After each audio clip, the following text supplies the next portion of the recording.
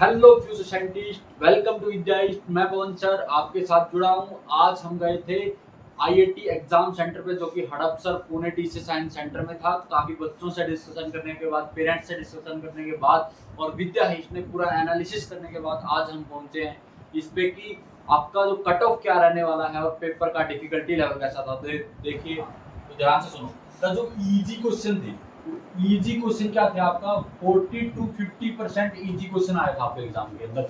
यानी कि जैसा मैं बता रहा था भाई, छांट छांट के 1.5 घंटे के अंदर इजी इजी क्वेश्चन कर लोगे 120 मार्क्स। तो भाई इजी क्वेश्चन यानी कि फॉर्मूला बेस्ड क्वेश्चन हम जिनको बोल सकते हैं, फॉर्मूला बेस्ड ही आया था भाई 120 मार्क्स का। तो अगर आपका मॉडरेट क्वेश्चन देखूं, मॉडरेट क्वेश्चन भी 30 to 40% थे। 30 to 40% आपका क्या था, मॉडरेट पेपर था। डिफिकल्ट क्वेश्चन कितने थे, 10 to 20% डिफिकल्ट क्वेश्चन थे। यानी कि सिर्फ और सिर्फ 24 to 48 मार्क्स का पेपर ही डिफिकल्ट आया था, ज्यादा क्वेश्चन डिफिकल्ट आए ही नहीं। तो इट मींस पेपर कैसा था, पेपर ओवरऑल आपका था मॉडरेट लेवल का पेपर था बेटा, मॉडरेट लेवल का पेपर था। सर क्या कट ऑफ इंक्रीज होगी? बिल्कुल कट ऑफ इंक्रीज होगी। बहुत सारे फैक्टर हैं कट ऑफ इंक्रीज होने के, जो कि अभी हम डिस्कशन करेंगे। तो अगर हम सब्जेक्ट वाइज देखो, तो subject wise moderate to difficult आया था आपका फिजिक्स।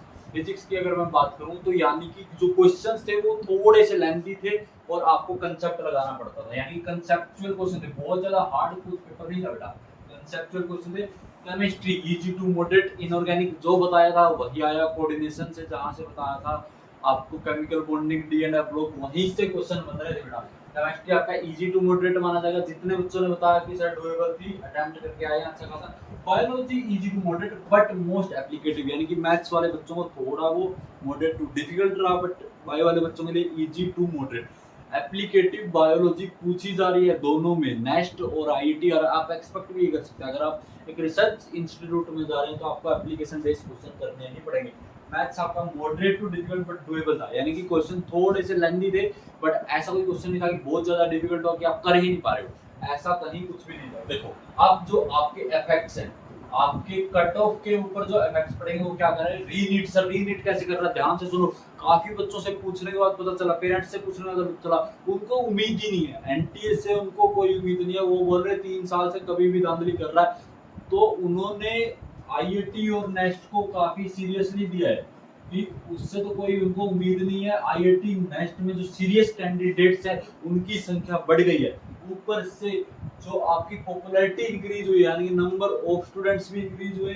सीबीएसई रिजल्ट्स ने कैसे इफेक्ट किया, जो ओएसएम मेथड आया है, ओएसएम फॉर्मूला, वहां से क्या हुआ, काफी बच्चों के नंबर बहुत कम आए। और पेरेंट्स भी बता रहे थे कि हमारे बच्चे के तो सर 75 से ज्यादा ही नहीं आए।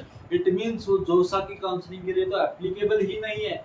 यानी कि हमारे पास ऑप्शन क्या था, हमारे पास आईआईटी और नेट, हमने ये बहुत अच्छे से दिया। तो यहाँ से भी कंपटीशन बढ़ा, जिन बच्चों को चाहिए आईआईटी एनआईटी था बट वो जोसा में अप्लाई ही नहीं कर पाए, इधर उनको उन्होंने भी ये चुना। ओवरऑल पेपर का क्या लेवल था, ओवरऑल पेपर का मॉडरेट लेवल था।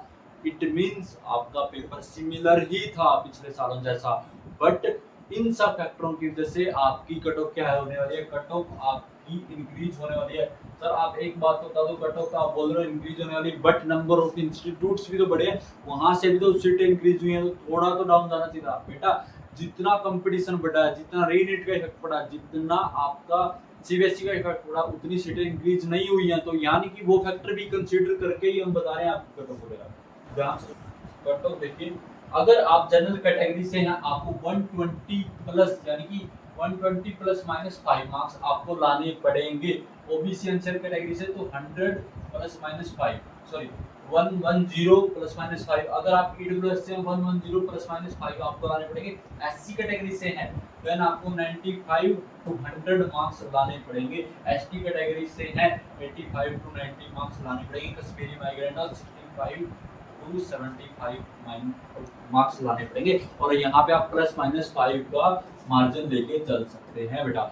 इतने मार्क्स अगर आपके आ रहे हैं तो आप for sure cut off clear कर पा रहे हैं, अदरवाइज आपको प्रॉब्लम बेटा अगर इससे कम मार्क्स आपके आ रहे हैं। ये सब देखने के लिए थैंक यू बेटा।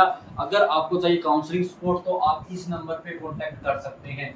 इस नंबर पे आपको फुल सपोर्ट मिलेगा काउंसलिंग में। आप विद्या हाइस्ट वेबसाइट सर्च कर सकते हैं vidyahast.in।